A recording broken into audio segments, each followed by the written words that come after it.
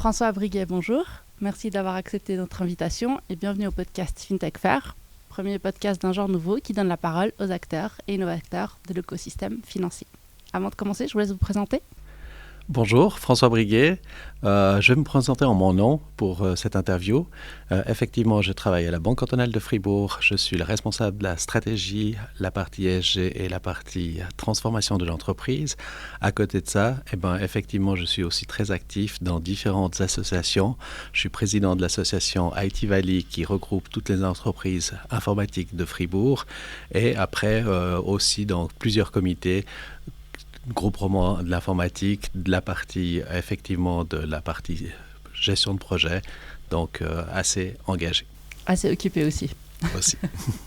En tout cas, merci beaucoup d'avoir consacré du temps pour venir nous voir. On se réjouit vraiment de vous avoir parmi nous et d'avoir cette super discussion qu'on attend depuis un moment. Avant de commencer, est-ce que vous pourriez nous expliquer votre métier au quotidien, comment ça se présente, qu'est-ce que vous faites pour qu'on puisse tous avoir une idée de la discussion qui va suivre? Alors, dans ma fonction de responsable de la stratégie, la stratégie d'une entreprise, quelque part, on part de la vision, décline de la vision, naturellement, la mission de l'entreprise, qui est après décline sur des modèles économiques. Ces modèles économiques, pour simplifier, c'est vraiment les business cases que l'entreprise a comme processus métier qui, effectivement, font son résultat. De cette modélisation des business cases, naturellement, on crée son propre business plan de l'entreprise. Et de là, naturellement, le conseil d'administration valide après les engagements, les budgets pour déclencher le portefeuille de projet.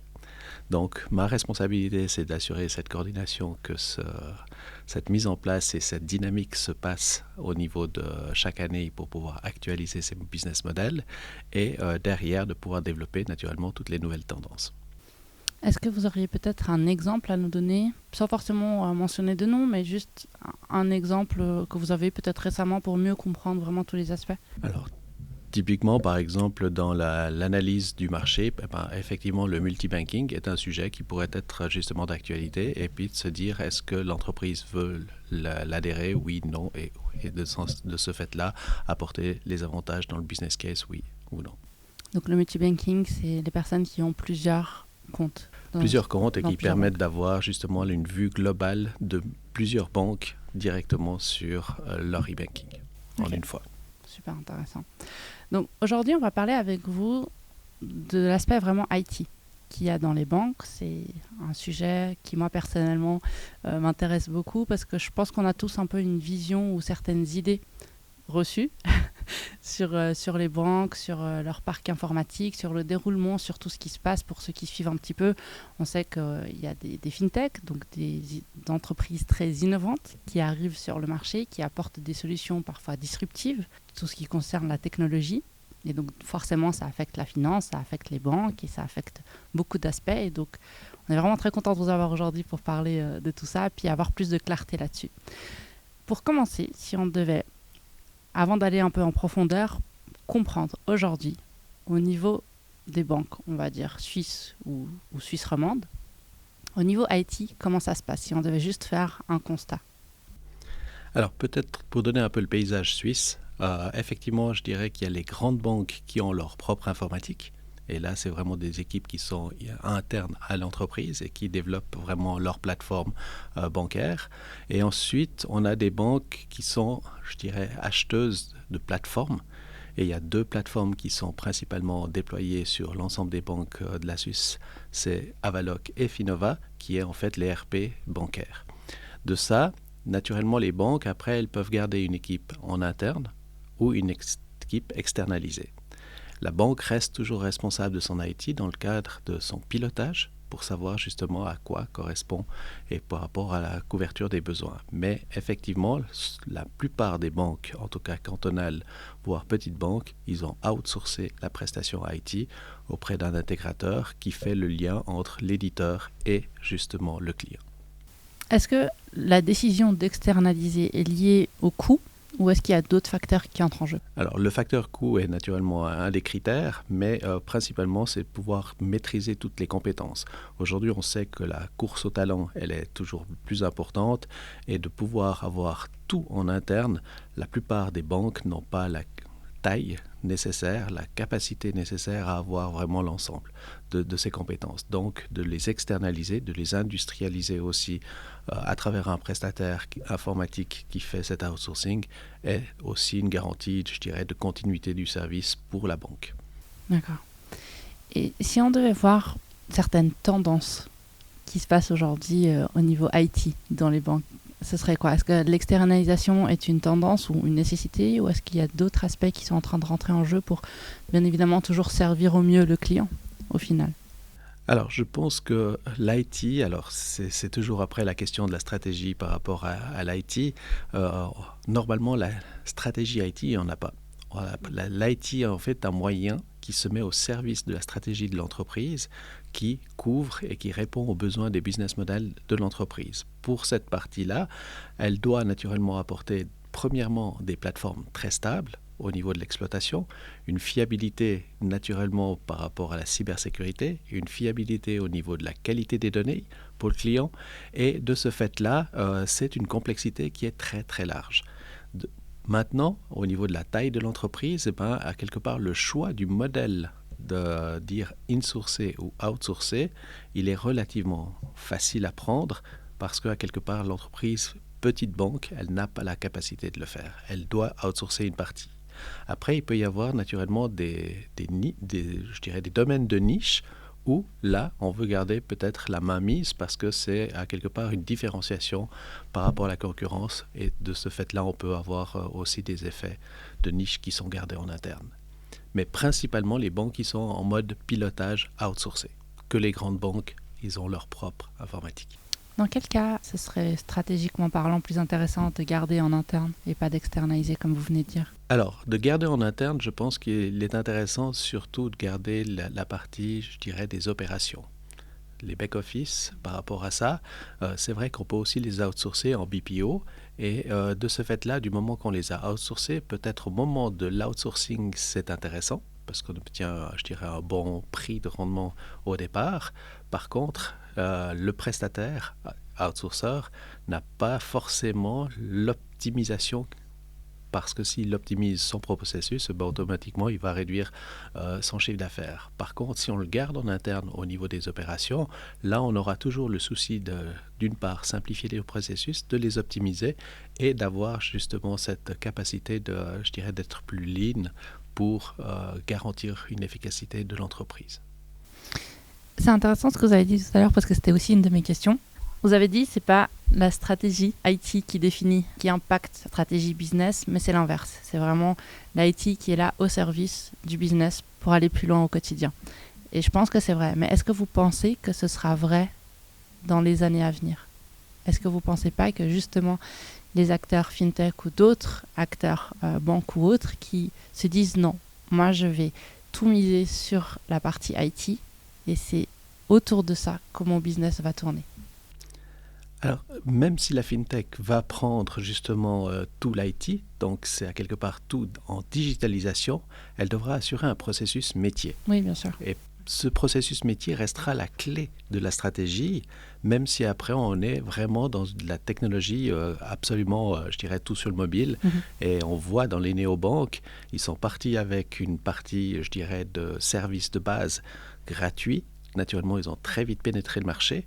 Par contre, effectivement, du moment qu'on arrive à un niveau de conseil, là, ils sont de nouveau limités parce qu'ils doivent remettre l'humain au centre et dans ce cadre-là, après, ressortir un petit peu de cette digitalisation pour permettre d'offrir ce service. Après, naturellement, le conseil peut se faire aussi en ligne, mais le client décide quand même qu'est-ce qu'il préfère. Et des fois, c'est bien d'être autour d'une table.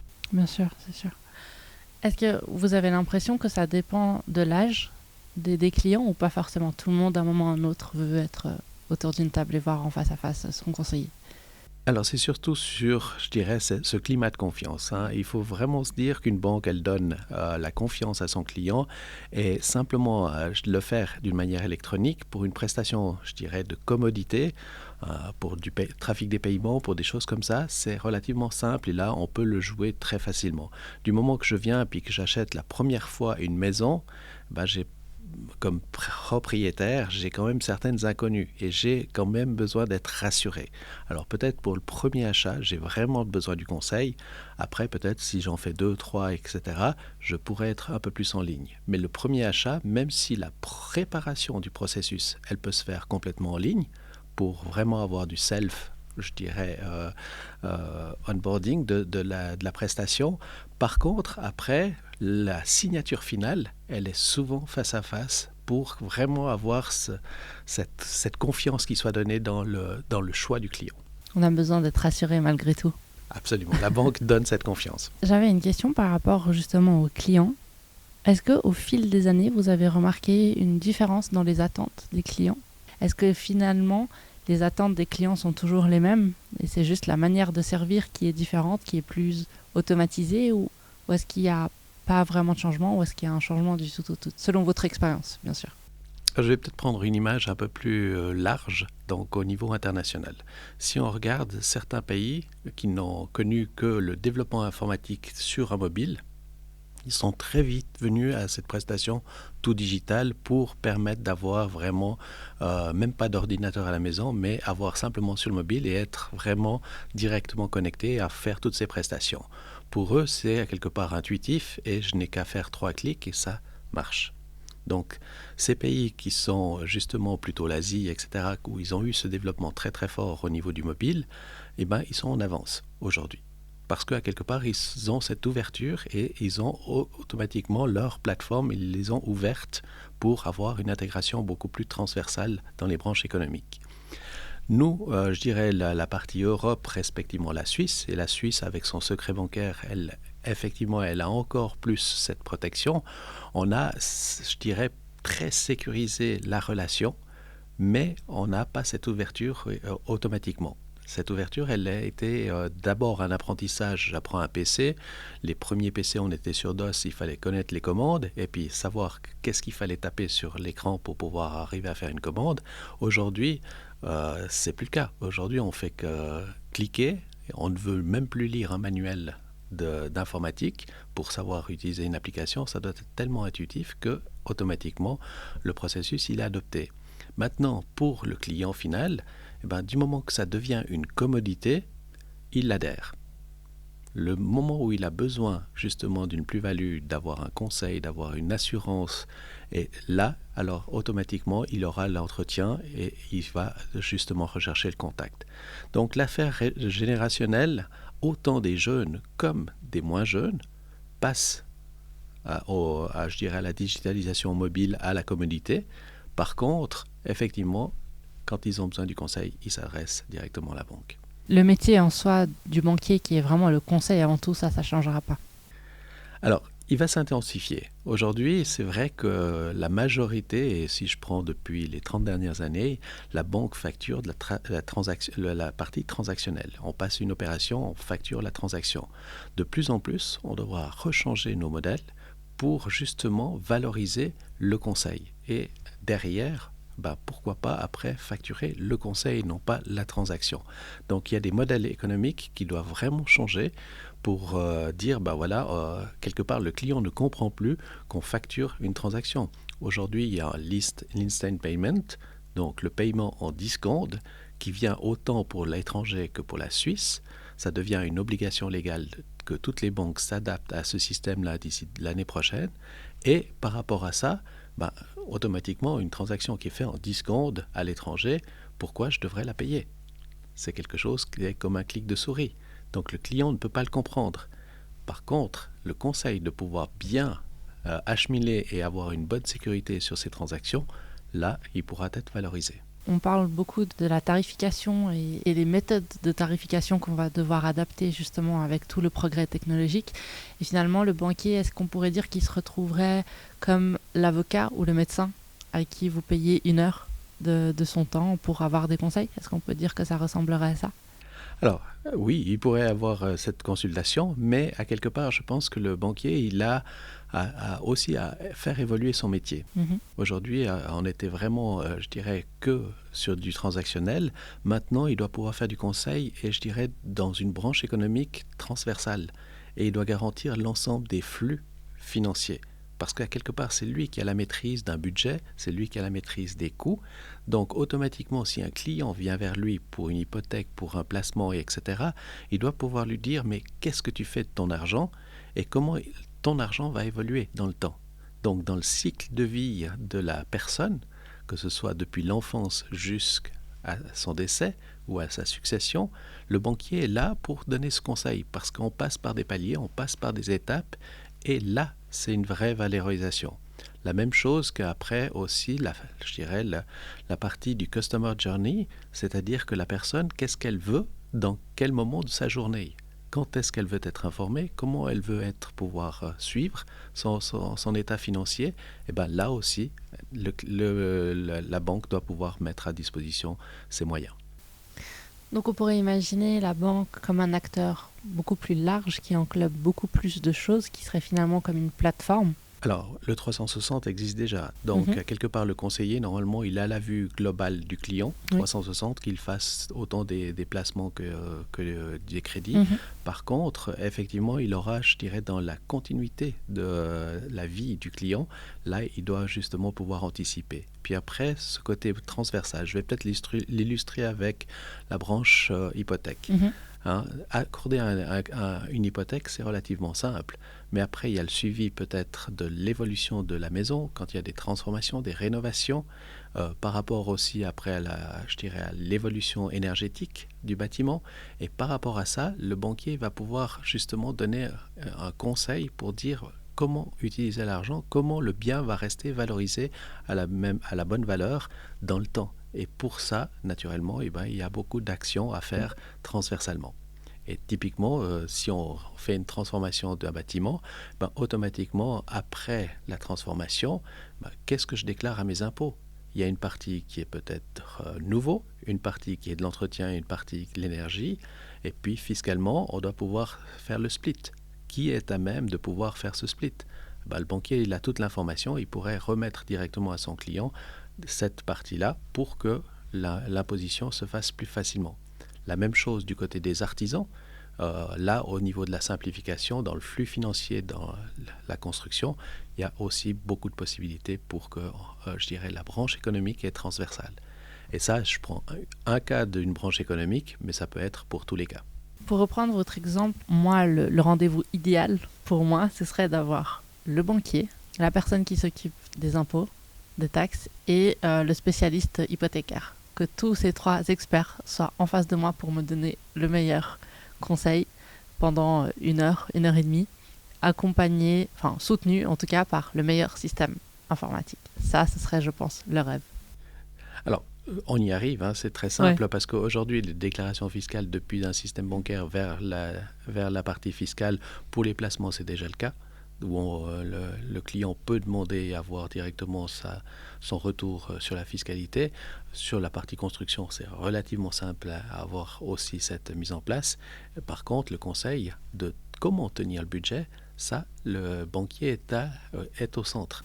Et dans ce sens-là, il peut vraiment autant prendre la connaissance de se dire, tiens, qu'est-ce qu'on doit faire pour garantir cette valorisation de l'immeuble, soit énergétiquement, etc., soit après au niveau, je dirais, de succession, pour pouvoir arriver à garantir aussi ce passage qui était aussi important dans une vie. Je suis impatiente d'avoir ce genre de rendez-vous, vraiment entouré des professionnels, où vraiment il y a la discussion, on peut vraiment voir les experts qui parlent et qui discutent avec... je ne sais pas, l'expert hypothécaire qui va donner un avis, puis les autres experts qui vont réagir à cet avis, et que vraiment moi, en tant que client, je puisse bénéficier de toute cette connaissance pour avoir la meilleure solution. Ça, je pense que c'est l'idéal.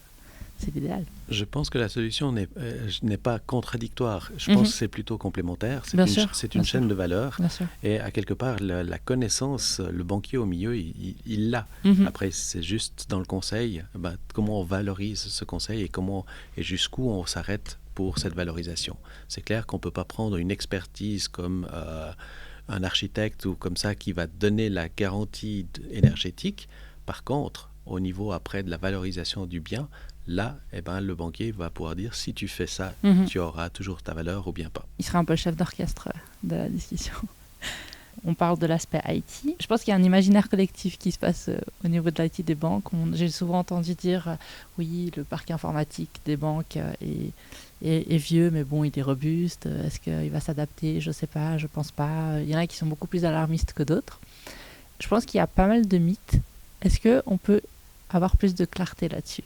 Quels sont peut-être les premiers mythes qu'on peut effacer de la conscience collective au niveau IT des banques? Alors je pense qu'effectivement la banque au niveau IT, elle doit tenir sa plateforme à jour. Et ça c'est une garantie pour garantir simplement la continuité du service. Et cette fiabilité au niveau de l'exploitation de sa plateforme, donc automatiquement elle doit mettre à jour ses systèmes, elle doit les faire évoluer et elle doit rester up-to-date au niveau de la technologie. Elle ne peut pas rester en arrière dans une release d'une application, de release technologique. Elle doit faire évoluer les systèmes pour faire un passage à l'autre. Ça, je crois que c'est vraiment garanti. Autrement, la stabilité de l'information, elle ne serait pas là. Donc ça, c'est la première chose. Deuxième chose, la banque, elle a de toute façon le souci de pouvoir toujours mieux les protéger. Et on sait qu'avec la cybersécurité, c'est un peu comme le chat et la souris. Eh ben, c'est toujours qui gagne le plus. Et à un moment donné, voilà, c'est l'escalation. Et de plus en plus, on met des systèmes pour protéger et d'aller toujours plus loin dans cette protection. Donc automatiquement, la banque, elle est toujours très attentive à cette surveillance. Après, la troisième partie, effectivement, il y a les besoins légaux. Et la banque, là-dessus, elle ne peut pas faire écart à la réglementation. Si on prend la nouvelle loi sur la protection des données qui rentre au mois de septembre, elle doit pouvoir vraiment assurer que ces données puissent être conformes à cette nouvelle loi. Donc, automatiquement, là, il y a toute une prise de mesures qui précède la loi pour être déjà opérationnelle quand la loi entre en vigueur. Et de ce fait-là, la modernité des plateformes, elle est obligatoire.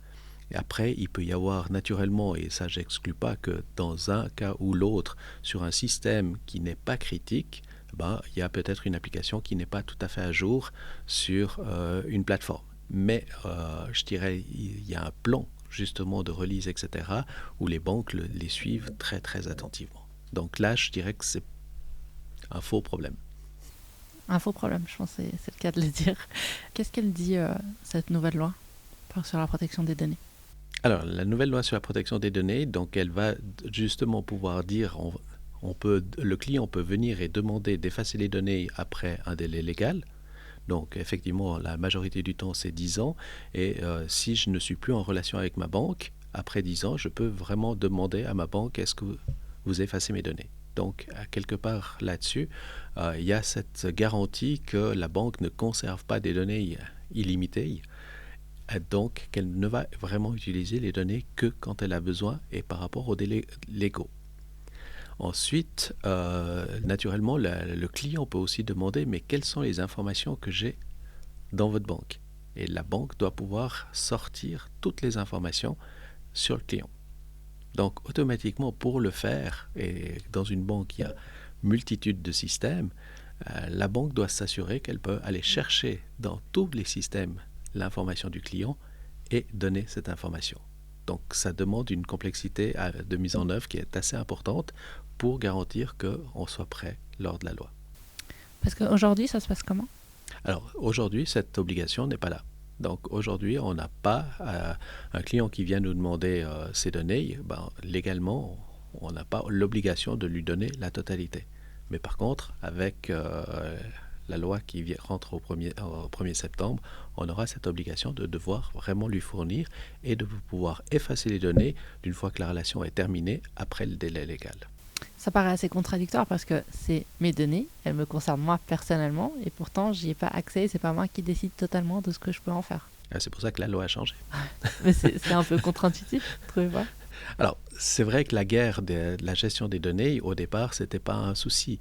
Aujourd'hui, de plus en plus, beaucoup d'entreprises font du profiling, vont utiliser ces données et on a eu quand même beaucoup plus, je dirais, de cas qui sont sortis où on veut vraiment protéger le client par rapport à ces données. Donc, d'autant plus la réglementation s'est mise en vigueur et naturellement, les entreprises doivent s'adapter. Alors, dans le domaine bancaire, je pense qu'on sera les premières entreprises à pouvoir garantir que ces systèmes soient appliqués. Par contre, après, dans les autres entreprises, autant au niveau du profiling, est-ce qu'un clic de souris qui dit dans une application je peux utiliser les données est suffisant ou bien pas? On sait qu'on clique très rapidement et que, à quelque part, est-ce que l'entreprise va pouvoir prendre ça ou elle doit vraiment le formaliser d'une autre manière? Donc, automatiquement, dans ce cadre-là, il y aura beaucoup d'évolutions. Et la protection des données est très sensible. Mais si aujourd'hui je termine ma relation bancaire avec une banque, peu importe laquelle, en partant, je peux demander qu'ils effacent toutes mes données. Non, alors il y a quand même le délai légal. Donc, à quelque part de 10 ans, de dire attention, moi je dois conserver une opération qui s'est faite. Dans ce sens-là, c'est comme la comptabilité. J'ai une facture, j'ai ce délai légal qui doit être respecté. Après, naturellement, la donnée doit être effacée. Avec ou sans la nouvelle loi, ça sera 10 ans. Alors, c'est le principal délai est 10 ans. Après, pour d'autres cas de figure, il y a des délais différents. Donc, on a abordé un peu les fintech et les banques. Là, on va rentrer un peu plus en profondeur sur cet aspect-là. Comment se passe aujourd'hui, donc bien évidemment selon votre expérience, l'interaction entre les banques et les fintech? Qu'est-ce qu'on peut en dire aujourd'hui? Alors, on va préciser les banques suisses ou suisses romandes et les fintech suisses romandes. Alors très bien, je pense que ce soit le pôle marché suisse ou la Suisse romande ou pour une banque, à quelque part la fintech, il peut y avoir deux aspects. Il y a la fintech qui développe une solution complètement indépendante et qui va peut-être disrupter un processus. Très vite, on voit dans les néobanques, à quelque part, elles ont une limitation. Elles vont jusqu'à un degré de processus et après, elles reviennent dans le mode classique. Parce que aussi, elles ne peuvent pas tout faire gratuit. Donc, si elles veulent avoir un certain financement, elles doivent aussi avoir après une contrepartie derrière. Ça, c'est, je dirais, le premier cas de figure où la fintech travaille d'une manière indépendante. Par contre, sur beaucoup de processus, ça devient plus une collaboration, un partenariat entre les fintech et les banques pour développer des solutions ensemble et pour être beaucoup plus rapide, beaucoup plus agile, pour arriver à mettre des solutions au niveau du client. Et de là, on interagit directement avec la fintech, ou typiquement par rapport à, je dirais, répondre à un besoin bien spécifique. Voilà. Et là, on peut vraiment avoir, et il y a beaucoup d'intégrations de fintech qui sont aussi faites au niveau des banques pour permettre ce genre de nouvelles solutions. Est-ce qu'il y a, comme on dit, un peu un clash culturel entre les banques et les fintech, parce que l'esprit bancaire, on est plus dans un esprit où on a certains processus, on fait les choses d'une certaine manière, et les fintech sont un peu plus agiles, un peu plus jeunes aussi. Elles ont en plus un cadre légal qui est un peu plus souple. Est-ce qu'au moment de la rencontre, est-ce qu'il y a des incompréhensions ou des choses qui ne jouent pas? Je dirais non, pour moi c'est plus complémentaire. D'accord. La fintech, elle devient avec des nouvelles méthodes, où naturellement la banque, elle va se dire est-ce que je prends cette méthode ou bien pas. C'est vrai que dans l'agilité, au départ, les équipes, elles ne sont pas habituées. Et puis, très vite, elles se mettent en route pour avoir, parce qu'on voit la synergie. Et la fintech va apporter aussi des fois cette méthodologie pour que la banque puisse suivre. Des fois, c'est le contraire. C'est la banque qui demande aussi à la fintech de pouvoir agir dans ce mode-là. La banque, elle a quand même un cadre de rigueur parce que souvent c'est une plateforme, donc les mises en production sont très contrôlées et sont, je dirais pas non plus tous les jours et tous les mois. Donc en principe, une release de plateforme sur une banque, c'est trimestriel, voire semestriel. Donc dans ce cadre-là, on essaye toujours d'aligner ces mises en production et c'est surtout, je dirais, cette préparation qui va se faire d'une mode agile et après on a des mises en production qui sont, je dirais, planifiées pour qu'effectivement il n'y a pas de dérangement sur la production parce qu'on ne peut pas se permettre d'avoir une mise en production qui donne des interactions sur le client parce que là, tout de suite, l'avalanche d'appels, elle est énorme. Donc automatiquement, il faut que ce soit à 100% au moment où on met en production. Mais je dirais que c'est plus complémentaire à la fintech, c'est une fausse image. La fintech qui disrupte un processus, oui, mais ça reste sur des commodités, ça reste sur des processus de base. Là où il y a vraiment besoin du conseil, etc., c'est plus une collaboration, un partenariat qui se fait avec la fintech.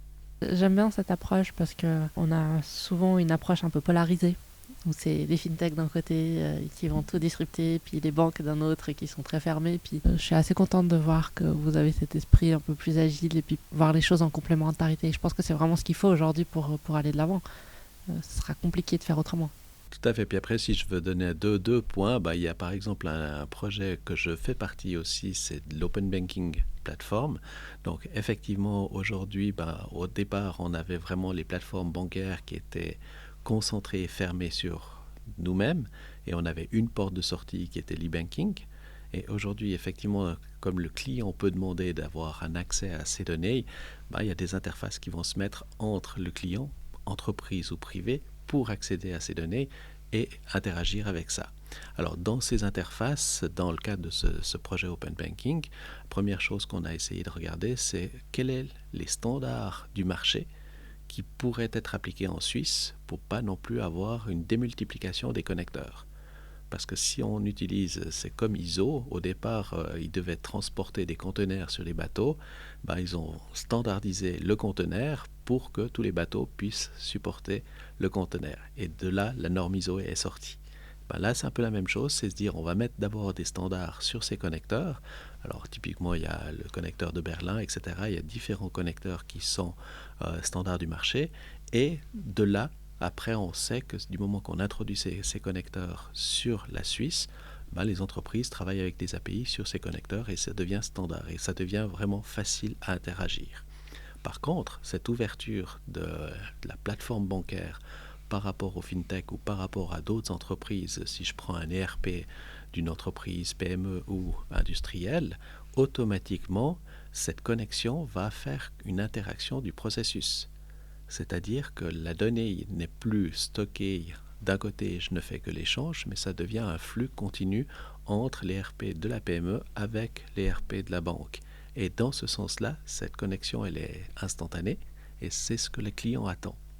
Et pour ça, naturellement, il faut que les connecteurs soient mis en place correctement et après, on peut interagir. Là-dessus, il y a effectivement SIX qui a déjà mis une plateforme qui est ouverte pour permettre de connecter les systèmes comptables vers cette plateforme de paiement. Donc ça, c'est déjà le cas. Puis après, naturellement, il y a des nouveaux business models qui sont en train de se préparer pour justement optimiser autant le travail qui se fait du côté banque que du côté entreprise PME. Et dans ce cadre de projet, on est toutes les parties prenantes ensemble. Il y a autant les fintech, il y a autant les intégrateurs, les éditeurs de plateformes, les clients, banques. Donc tout le monde est autour de la table pour vraiment développer les business cases. Naturellement, ces business cases doivent faire face à, je dirais, un marché suisse par rapport à l'étranger. Et on sait que l'Asie est très en avance, l'Europe suit, et malheureusement la Suisse, on est un petit peu en retard sur ce domaine-là.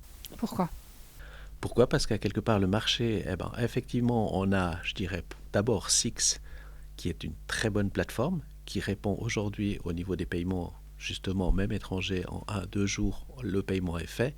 À l'étranger, ça prenait jusqu'à 6, 7, 10 jours pour que le paiement puisse se passer. Donc, automatiquement, l'étranger a dû rattraper un peu cette partie-là. La qualité de notre SIX ne demandait pas le besoin du client. Parce que si je fais un paiement aujourd'hui et puis que le lendemain, il est sur le compte de l'autre entreprise, c'était acceptable. On n'avait pas ce besoin instantané. Mais maintenant, avec cette partie-là où à l'étranger, c'était beaucoup plus lent, automatiquement que c'est venu comme priorité et eux ont développé beaucoup plus rapidement ce genre d'interaction. Comment est-ce qu'on peut imaginer l'évolution de tout ça ? Alors l'évolution, je pense que c'est un travail ensemble. C'est vraiment ce travail collaboratif. Aujourd'hui, je crois qu'il faut se dire que chacun a son rôle dans la chaîne de valeur et dans ce sens-là, de se dire, je suis autour de la table, j'ai une part du gâteau qui est pour moi et par contre, je dois apporter aussi de la valeur ajoutée, soit pour mon client, soit sur un processus métier dans une branche économique. Et ça, je pense que c'est un changement de paradigme qui est assez fort parce qu'à quelque part, même à l'intérieur de l'entreprise, le collaborateur, il ne doit pas penser individuellement, il doit penser un processus end-to-end, déjà en interne et après vers l'extérieur.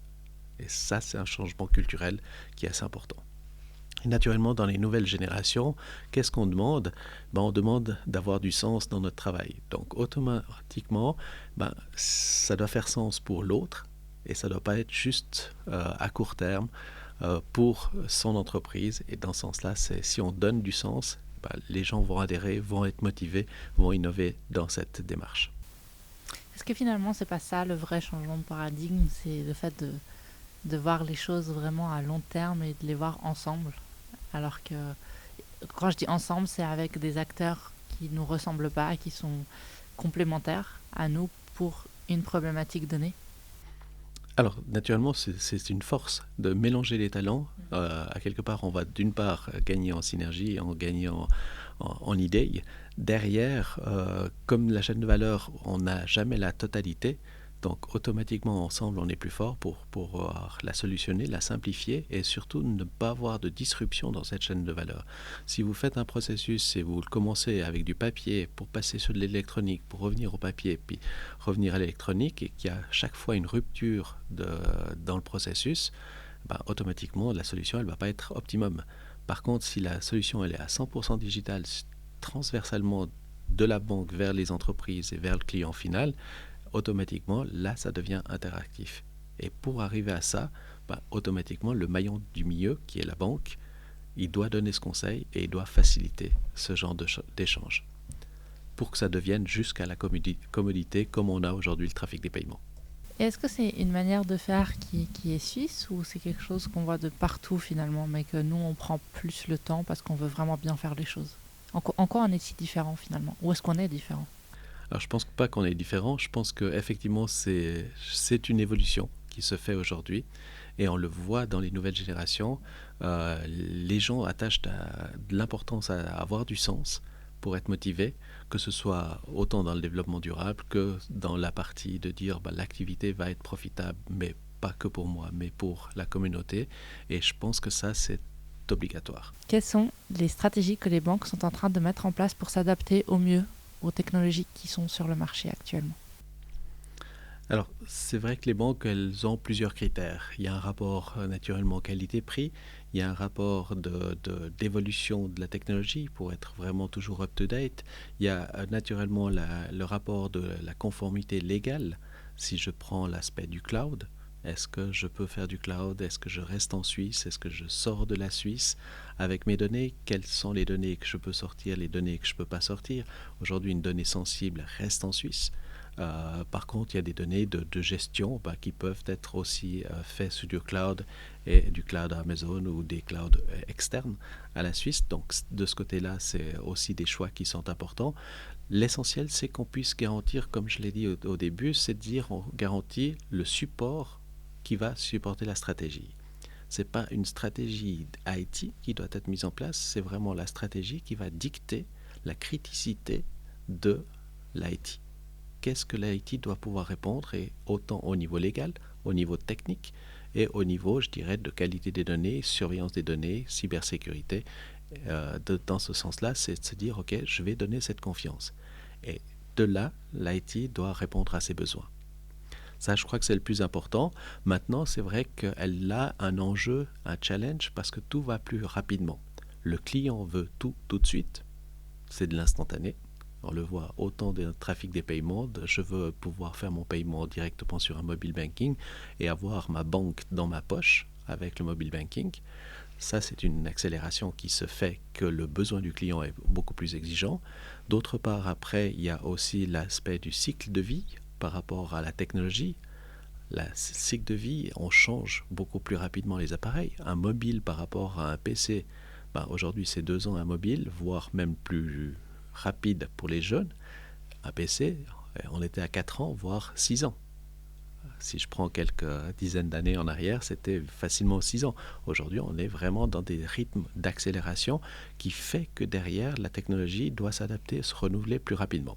Naturellement, en se renouvelant, elle doit faire face naturellement à un coût, mais aussi à des évolutions techniques, parce que de plus en plus, commander un serveur, c'est juste passer une commande, et puis après, c'est un serveur virtuel, il est à quelque part dans le net, et puis là-dessus, on doit pouvoir le gérer. Et naturellement, il y a une force contractuelle à faire que la banque elle a avec ses fournisseurs pour garantir que contractuellement, la technologie, elle est placée au bon endroit. Et le fournisseur ne peut pas simplement après déplacer parce que lui-même fait une optimisation. Il doit garantir les critères que la banque a donnés. Si je veux garder du Swissness, le fournisseur ne va pas pouvoir mettre mes données ailleurs que la Suisse. Voilà, donc c'est un enjeu qui est surtout dans cette accélération qui est très important. Après, naturellement, sur les choix technologiques, il y en a beaucoup et toujours beaucoup plus qui arrivent sur le marché. La banque doit aussi faire face, se dire, mais en finalité, qu'est-ce qui donne raison à mon business case? C'est-à-dire que, naturellement, changer pour changer, ça n'a pas de sens. Il faut aussi se dire, mais en finalité, je dois changer parce que ça répond vraiment aux besoins du business case. Et non pas toujours suivre la technologie parce qu'elle est sur le marché. Ouais. Ça, je crois que c'est important aussi de voir. Il n'y a pas besoin de faire comme tout le monde juste pour faire. Exact. Ouais. Mais ça, c'est pas toujours évident, je pense, à prendre cette décision. Alors, c'est pas toujours évident parce que être à contresens, des fois, on est regardé, on est justement critiqué et on doit justifier 2 fois plus pour pouvoir dire oui, c'est le bon choix. Mais le besoin ne demande pas toujours cette accélération.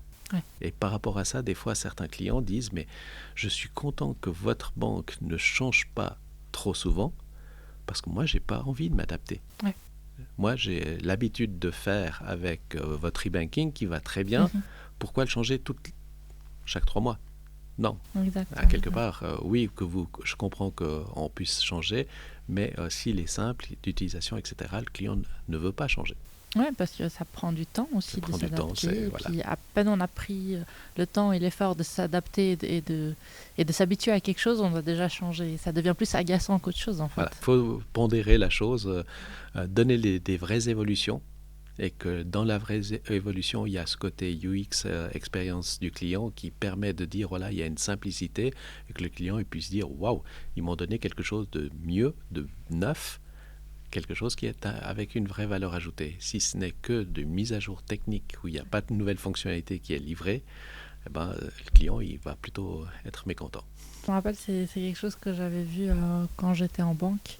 Souvent, il y avait des mises à jour, souvent, il y avait des choses qui se faisaient, et puis tout le monde était agacé, en fait. Alors, il y en a qui disaient « Ah non, mais c'est bien, comme ça, c'est nouveau. » Oui, c'est bien, c'est nouveau, c'est très bien, mais nous, on a un business à faire tourner, en fait. Et si je dois perdre du temps à chaque fois à me réadapter, c'est du temps que j'ai plus pour faire mon business au quotidien. Alors, quand il faut bien évidemment, mais je pense que c'est vrai qu'il faut être raisonnable là-dessus, et puis pas juste se dire « Ah, mais c'est la technologie, il faut le faire. » Voilà. Après, c'est vrai que de plus en plus, aujourd'hui, le client attend que la banque, elle est 24 heures sur 24, 7 sur 7. C'est ça aussi, ouais. On le voit même quand on fait une mise à jour d'un système, peut-être 3 fois par année, mais ça tombe sur le mauvais week-end. Ouais. Il y a naturellement une fête où les jeunes utiliseront peut-être un Twint, et s'il y a une interruption du service, c'est une catastrophe. Donc, de plus en plus, malgré tout, avec cette nouvelle technologie, on doit pouvoir garantir justement qu'on n'a plus d'interruption du service, même pour une mise à jour 1 fois ou 2 fois par année.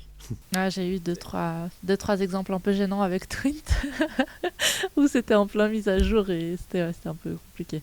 Et on arrive à garantir ce service. En tant que banque, est-ce que j'aurais meilleur temps de tout garder en Suisse, que ce soit, comme vous disiez, le cloud, les partenaires, les fournisseurs, etc. Est-ce que j'ai meilleur temps au niveau légal? Donc on rappelle que le cloud, vous disiez tout à l'heure que certaines données ou certaines transactions doivent être en Suisse parce qu'en fait les informations sont stockées sur des serveurs et ces serveurs, selon physiquement où ils se trouvent, c'est la loi qui s'applique. Est-ce que par protection des données ou pour être sûr de tout avoir à proximité, c'est mieux de tout faire en interne, donc dans son propre pays ou pas forcément? Alors, c'est selon le type de données. Si on a effectivement ce qu'on appelle des données sensibles, par rapport à ça, on nous demande d'avoir cette confidentialité et par rapport à ça, de pouvoir se protéger aussi de la réglementation externe, que ce soit américaine, que ce soit européenne et autres. Donc, à quelque part, aussi par rapport à ça, c'est plus sûr d'avoir effectivement la donnée à l'interne. Ça ne veut pas dire qu'on n'est pas sur du cloud. On peut très bien avoir un cloud sur Suisse, mais il faut, je dirais, 2 éléments. Savoir qui est propriétaire du cloud, parce que lui-même doit référer naturellement à la réglementation suisse si le centre de calcul il est en Suisse, mais comme si c'est une entreprise qui appartient à un groupe étranger, il y a toujours le danger qu'elle fasse acter en fait la loi de son pays. Donc automatiquement, là, il y a quand même une relation dans les contrats qu'il faut vraiment s'assurer qu'est-ce qu'on fait et sur quoi on doit répondre par rapport à ces données sensibles. ou alors on travaille avec une entreprise suisse sur du cloud suisse, et là, effectivement, on a une assurance qui est beaucoup plus forte. Donc, dans ce cadre-là, je dirais qu'après, sur des données moins sensibles, là, il n'y a aucun problème de pouvoir les mettre aussi à l'extérieur. Mais par contre, c'est dans le type de données qu'il faut regarder par rapport à la réglementation.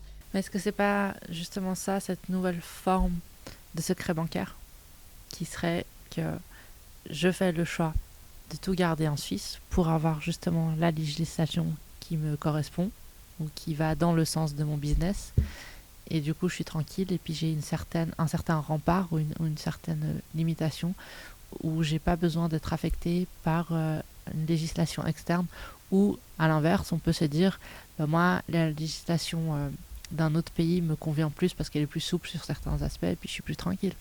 Alors, je pense que si je veux donner peut-être après une évolution, je crois que la frontière géographique, aujourd'hui, elle a encore un sens, mais demain, elle sera insignifiante. Au niveau législatif? Non, mais au niveau technique. Okay. Déjà, parce qu'à quelque part, techniquement, je pense qu'il sera beaucoup plus important de dire je mets une donnée sensible sur un système bien protégé, avec cryptage, avec sécurisation, etc. des données, ce qui fait qu'à quelque part, qu'il soit à l'étranger ou qu'il soit en Suisse, la protection sera très élevée. Et ça, ce sera, je dirais, beaucoup plus fort que d'avoir simplement l'aspect géographique. Ouais. Maintenant, après, il y a le deuxième aspect, c'est par rapport au légal. Avec quelle entreprise je travaille, et cette entreprise, elle doit répondre à quelle législation. Et là, on peut se dire, voilà, si on travaille avec une entreprise suisse, qui a le niveau de sécurité qui est très très élevé, même si elle se trouve avec une infrastructure à l'étranger, quelque part, je dirais la sécurité sera là. Mais ça, c'est un nouveau paradigme que je dirais aujourd'hui, dans nos têtes, on n'a pas le fait de se dire on est en Suisse, c'est plus sécure. Oui. Après, naturellement, si on arrive dans des conflits interpays, si nos données sont dans le mauvais pays, automatiquement, là, on a la problématique. C'est vrai que si on les a tout proches, c'est quand même plus facile. Donc ça veut dire que finalement, ce qui va primer, c'est la capacité de l'entreprise à protéger vos données, et c'est pas l'aspect légal. C'est ce que vous êtes en train de me dire? C'est les deux. C'est mais... vraiment techniquement avec quel outil j'arrive à protéger la donnée. D'accord. Et deux, sur quelle base légale je vais prendre le contrat avec mon prestataire. Et puis, naturellement, après, le lieu géographique où il deviendra, dans un proche avenir, moindre importance. Par contre, aujourd'hui, on parle vraiment du Swissness, on dit c'est entreprise suisse, en Suisse, et là, c'est clair, ça donne une garantie, parce que avant que le pays soit en conflit avec d'autres pays, là, c'est la fin, si on est en conflit. Par contre, si effectivement mes données étaient en Ukraine aujourd'hui, j'aurais quand même un peu plus de soucis. Mais quand vous dites que finalement l'emplacement géographique par rapport à la législation comptera de moins en moins, est-ce que c'est aussi parce que au niveau légal, il y aura de plus en plus de cohérence et d'homogénéité? Ou pas forcément? Pas forcément, non. La législation, avant qu'elle s'aligne, il y a des choses qui s'alignent. On voit sur la protection des données, la RGPD de l'Europe, la Suisse a pratiquement copié cette loi et l'a prise, et en Europe c'est déjà en place depuis plusieurs années, mais effectivement, donc là on aura, je dirais, un alignement, mais qui est jamais en même temps. Donc oui, les tendances, elles sont quand même d'une manière globale, mais avec des différences chaque fois qui peuvent mettre à mal l'un ou l'autre cas. D'où l'importance de vraiment se concentrer sur la protection que l'entreprise peut offrir.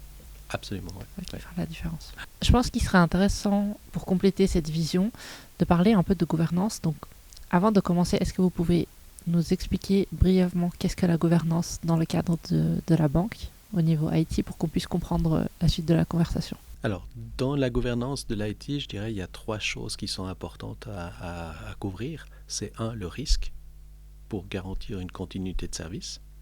Deuxième chose, c'est vraiment le modèle de contractualisation qu'on a avec nos prestataires. Et troisième chose, c'est le pilotage de l'IT. Alors, si je prends maintenant la couverture de risque, dans la couverture de risque, j'ai naturellement les risques sécurité, j'ai le risque de pouvoir garantir la qualité des données, la sauvegarde des données, la business continuity en termes de crise. Donc, il y a plusieurs risques dans l'IT qui doivent être couverts pour permettre d'assurer ça. Et dans ce sens-là, je dois garantir que dans ma plateforme, j'ai vraiment une gouvernance de me dire quel est le système qui est critique, quel est le système qui est non critique, qui est une commodité, et puis sur la base de ça, je dirais adapter mon architecture d'entreprise pour pouvoir permettre d'avoir ce bon équilibre entre justement la prise de risque et justement après naturellement la partie fonctionnelle ou de coût. Deuxième chose, au niveau d'un modèle de contractualisation, si je le fais tout en interne, c'est relativement simple. Par contre, le modèle de contractualisation vis-à-vis d'un prestataire, il peut être à plusieurs échelles. Il peut être dire client-fournisseur, j'ai un contrat, je dirais, classique où j'ai acheté une infrastructure, même si elle est hébergée chez mon fournisseur, mais j'ai un coût pour l'infrastructure, un coût pour l'application management, pour pouvoir faire la maintenance de ces applications, et puis peut-être des licences. Ça, c'est le modèle classique. Après, on peut justement acheter un service, c'est-à-dire que c'est vraiment le prestataire informatique qui, lui, pilote complètement le système, que ce soit de l'infrastructure à l'application. Par contre, moi, j'achète un niveau de service par rapport à un besoin. Et dans ce sens-là, c'est vrai que c'est des nouveaux modèles qui se mettent en place, qui se contractualisent sur plusieurs années et qui permettent aussi d'aller vers du IT on demand, chose que jusqu'à présent, c'est toujours très, très difficile de se dire, mais en finalité, je vais payer que le volume que j'ai besoin de consommer par rapport à mes clients, par rapport à ma prestation, avec un niveau de service que je demande, si je veux du 24/24 ou bien 7/7, ou bien si je veux vraiment diminuer mon service, mon niveau de service. Après, dans le pilotage, c'est en termes de responsabilité. Qui est responsable de pouvoir piloter l'IT? Je ne peux pas le donner à un prestataire externe et simplement lui faire confiance. À quelque part, la confiance, elle se gagne parce que, je dirais, d'abord, j'ai vérifié sa fiabilité. Et pour vérifier sa fiabilité, ma responsabilité est de pouvoir mettre des contrôles en place, peut-être l'auditer régulièrement sur différents aspects, et surtout de savoir comment ma plateforme doit évoluer. Donc, c'est toujours la responsabilité de la banque de pouvoir dire attention, je veux aller où, pourquoi et jusqu'où. Donc ça, c'est important.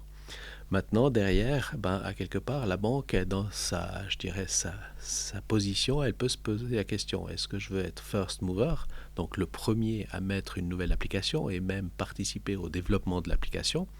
Ça peut être un avantage concurrentiel parce que je vais venir en premier sur le marché avec une nouvelle solution. Deuxième chose, je peux dire, mais non, attention, je suis fast follower, je vais juste suivre l'évolution des plateformes. Comme ça, j'adopte le produit en l'achetant au niveau du service, mais il est tout de suite mis à disposition et je suis avec une image qui est quand même toujours moderne parce que effectivement, je suis toujours en avance. Ou bien, je peux dire non, sur certains aspects, je prends quand le produit est mature parce qu'à quelque part, ce n'est pas un besoin qui est critique par rapport à ma clientèle. Derrière, après, je dirais, pour faire ses choix, la banque, elle peut se positionner avec deux choses. Est-ce que c'est, je dirais, important pour mon modèle économique et puis pour me répondre à ma stratégie, donc ça fait partie de mon corps métier, et là, je vais investir fortement, ou bien c'est une commodité, et puis dans ce sens-là, je vais plutôt industrialiser cette commodité, la simplifier au maximum. Et ça permet de, je dirais, pondérer, de savoir où on va mettre l'effort de l'investissement par rapport à ça. Donc en prenant ces mesures d'être le premier, d'être le suiveur ou bien d'être vraiment à produit mature et justement de savoir sur quelle priorité on investit, ça permet de vraiment garantir que la banque, on le pilote correctement. Dernier point, c'est ce côté make or buy. Est-ce que j'achète ou je développe? Ça dépend justement des business cases. Je pense que si j'étais une banque, j'externaliserais tout. Et comme ça, je me concentrerais uniquement sur vraiment le business au quotidien. Est-ce que ça, c'est quelque chose qui est plus sage aujourd'hui de faire? Je crois que vous m'avez très bien écouté et puis vous avez compris le message. Non, effectivement, je pense que... Alors, tout dépend de la taille de l'entreprise. Hein. Je pense que les grandes banques, aujourd'hui, elles n'ont pas d'alternative. Elles doivent avoir effectivement leur pilotage de l'informatique en interne parce que, quelque part, le marché n'offre pas cette prestation. Après, sur une banque de moyenne taille, aujourd'hui, c'est possible. Après, je pense qu'il est important pour un établissement de prendre, je dirais, un choix, mais pas les deux.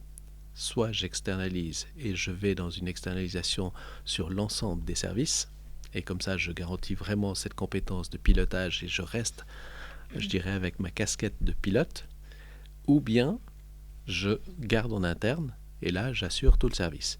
Maintenant, quand on mixte les deux solutions, et ben là, à quelque part, ça génère souvent des surcoûts parce qu'on est la balance, une fois à droite, une fois à gauche, on change trop souvent. Moi, j'ai l'impression qu'aujourd'hui, vraiment, la technologie, en tout cas le sens qu'elle est en train de prendre, elle est vraiment un soutien plus développé pour que vraiment chaque corps de métier puisse vraiment se concentrer sur son métier de base, en fait. Et j'ai l'impression que c'est typiquement ça pour les banques. C'est vraiment les outils qui sont là pour décharger un maximum pour que vraiment le banquier puisse se concentrer sur son métier de base qui est le conseil, comme on disait tout à l'heure, qui est apporter du soutien, comprendre de mieux en mieux avec tous les outils qu'il y a. En fait, j'ai l'impression que c'est en train de se faire aussi pour les avocats, pour les médecins et tout. Et je pense que ça, c'est une bonne chose. C'est vrai que le monde financier est un des 4 secteurs qui a cette disruption digitale.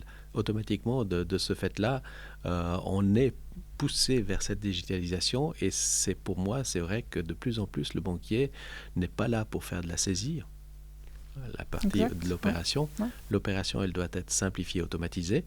Par contre, il doit la soutenir. Et comme vous dites, le conseil, pour moi, c'est la priorité. Et dans ce cadre-là, naturellement, lui va pouvoir élargir ses compétences pour permettre d'avoir une vue beaucoup plus 360 ou beaucoup plus transversale par branche économique. Ça, c'est important. Est-ce que vous avez entendu parler du blackout? Donc, pour ceux qui ne connaissent pas, le blackout, ce serait vraiment appuyer sur le bouton off et il n'y aurait plus rien, plus d'électricité, quoi que ce soit. Est-ce que un, c'est quelque chose qui pourrait être faisable, et deux, quel impact ça aurait sur les banques? Alors, le blackout, pour les banques, à quelque part, il n'existe pas. Pourquoi? Parce que quelque part, on démultiplie, alors pour les applications critiques, on les démultiplie dans 2 centres de calcul minimum. D'accord. Dans ce cadre-là, les 2 centres de calcul, ils sont autant redondants en termes, je dirais, de situation. Souvent, c'est à plus de 50 km l'un de l'autre, donc ça laisse aussi, je dirais, cette protection géographique. Deuxième chose, au niveau de la source d'énergie, ils doivent être indépendants.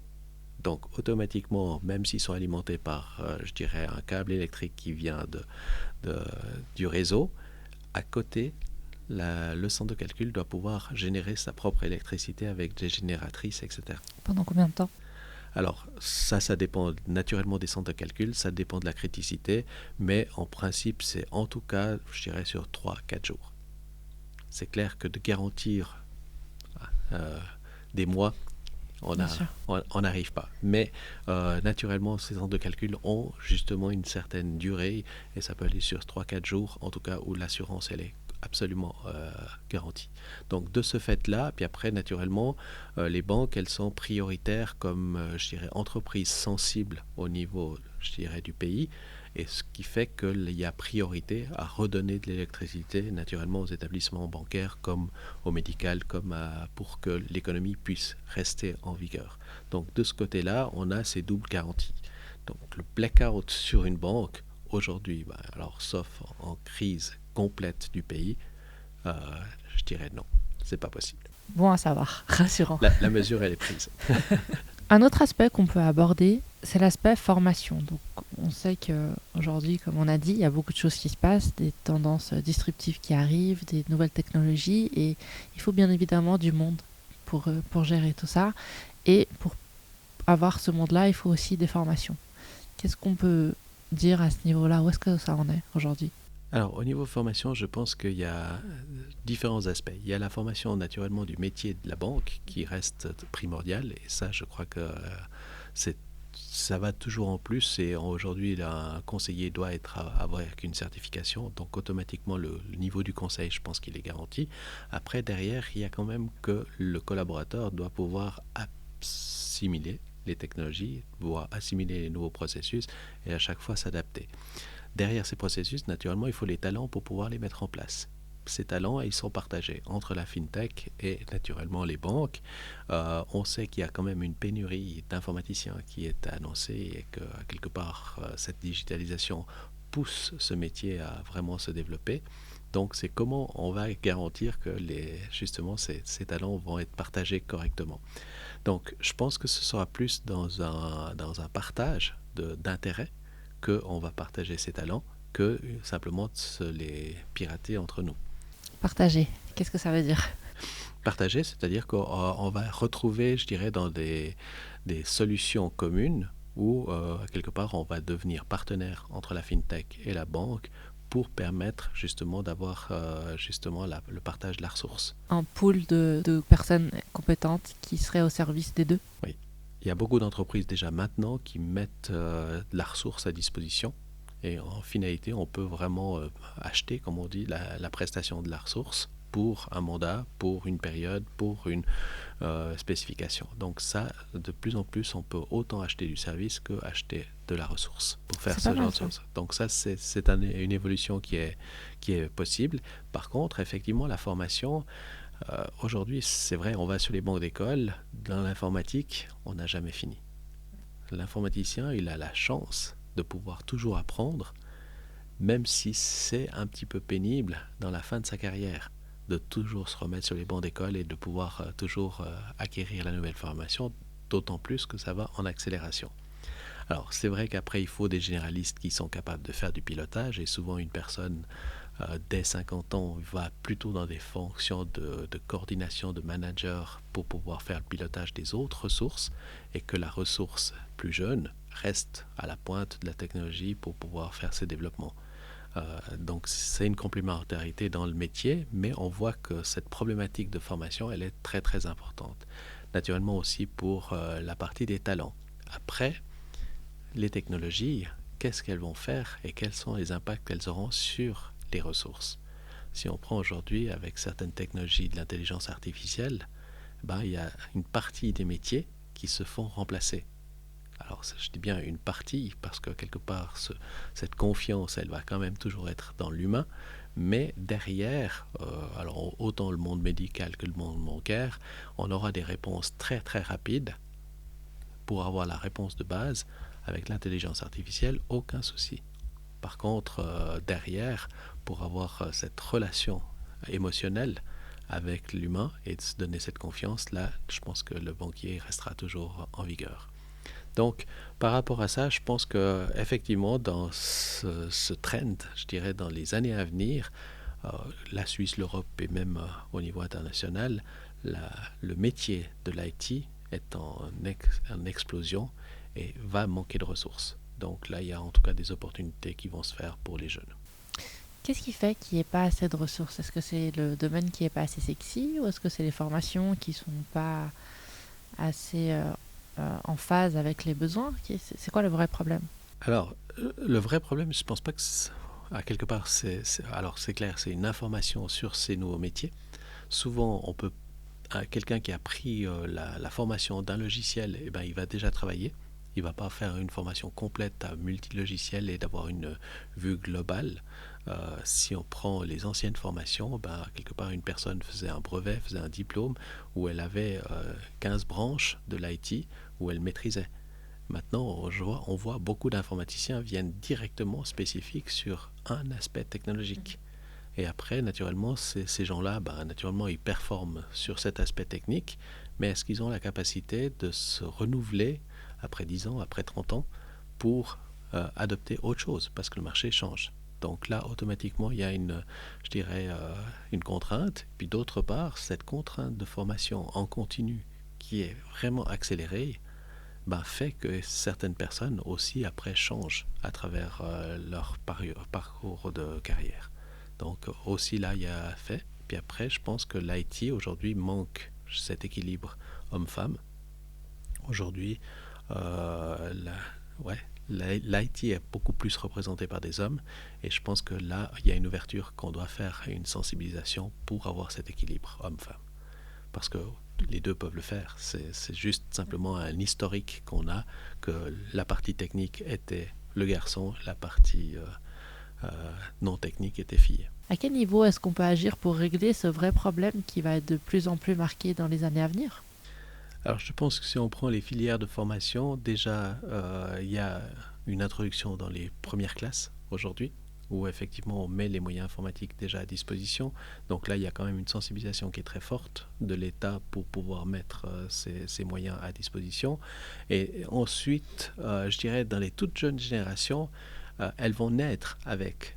Oui. Aujourd'hui, vous nous voyez dans un restaurant, les parents mangent, l'enfant joue sur une tablette. C'est intuitif. Et de là, à quelque part, le jeune, il va utiliser cette informatique. Après, dans le développement, aujourd'hui, comme on est dans du open source, etc., où la connaissance va être partagée et va être aussi pouvoir être réutilisée avec l'intelligence artificielle, etc., ce qui fait qu'à quelque part, il y a une simplification. Et cette simplification va peut-être attirer aussi plus de personnes. Après, la démystification hommes et femmes, c'est vrai, c'est une question d'éducation. La technique n'est pas réservée aux hommes et puis peut être très bien partagée. Et au contraire, ça fait des très bonnes synergies quand on a des équipes parce que souvent, le côté utilisation, la femme donne plus cette simplicité que l'homme.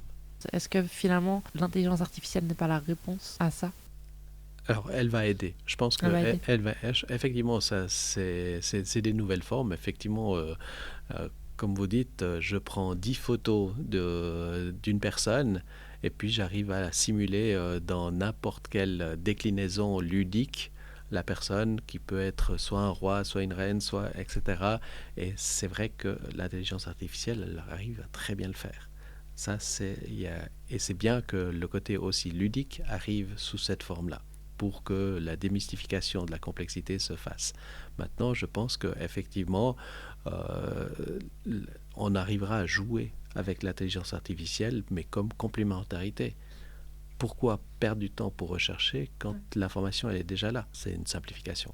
Exact. On parle des générations à venir et du futur, ça tombe bien parce que ça lance la prochaine section.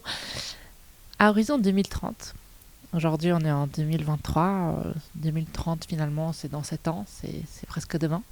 Quelles sont les tendances qu'on peut imaginer pour le futur? Est-ce qu'il y a des tendances aujourd'hui qui vont survivre ou c'est juste des choses passagères ou des choses qui vont rester à long terme et que ça deviendra plutôt une normalité que quelque chose de disruptif? Alors, je dirais les tendances, ça va déjà être les tendances de la société. Aujourd'hui, le mode de travail, il change. On a vu avec le Covid, on a eu le télétravail, donc ça c'est resté. Ça dépend de l'échelle de l'entreprise. Des fois c'est un jour, des fois 2 jours ou plus en télétravail, donc c'est déjà un mode de changement de culture. Deuxième chose, je pense qu'à quelque part les heures, aujourd'hui dans les modes de fonctionnement d'une entreprise, je n'ai plus besoin forcément de timbrer et de pouvoir justifier des heures, mais je vais plutôt justifier un résultat.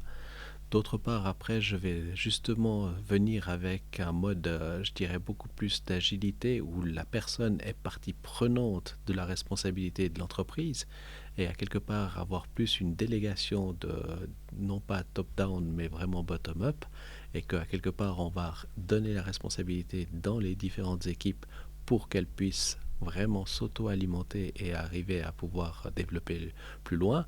Donc après, naturellement, toutes ces équipes, si elles viennent dans ce mode collaboratif et vraiment partie prenante de l'entreprise, que ce soit en interne, mais naturellement aussi avec le client, et ben là, je pense que derrière, elles vont choisir les moyens. Et je pense que dans ces moyens-là, dans la technologie, ben oui, alors l'intelligence artificielle, c'est un fait, mais il y aura surtout des modes de travail qui vont changer où les personnes devront se dire pour donner du sens à mon travail, moi je dois être responsable et je dois m'engager sur cette responsabilité et derrière, après, j'ai besoin de quel outil pour pouvoir y répondre. Et l'informatique, pour moi, ça restera toujours un moyen qui est au service de la stratégie de l'entreprise.